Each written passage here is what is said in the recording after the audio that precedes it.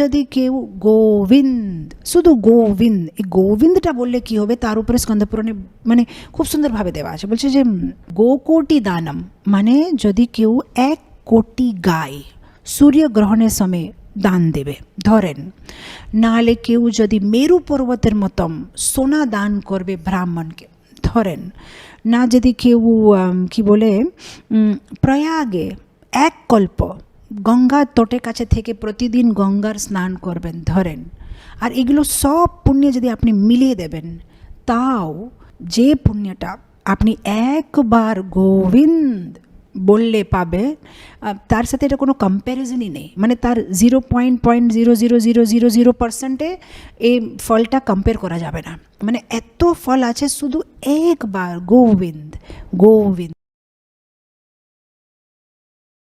গোবিন্দ, শুধু গোবিন্দ, এই গোবিন্দটা বললে কি হবে তার উপরে স্কন্দপুরাণে মানে খুব সুন্দরভাবে দেওয়া আছে। বলছে যে গোকোটি দানম, মানে যদি কেউ 1 কোটি গায় সূর্যগ্রহণের সময় দান দেবে ধরেন, নাহলে কেউ যদি মেরু পর্বতের মতন সোনা দান করবে ব্রাহ্মণকে ধরেন, না যদি কেউ কি বলে প্রয়াগে 1 কল্প গঙ্গার তটের কাছে থেকে প্রতিদিন গঙ্গার স্নান করবেন ধরেন, আর এগুলো সব পুণ্য যদি আপনি মিলিয়ে দেবেন, তাও যে পুণ্যটা আপনি একবার গোবিন্দ বললে পাবে, তার সাথে এটা কোনো কম্প্যারিজনই নেই। মানে তার 0.00000% এই ফলটা কম্পেয়ার করা যাবে না।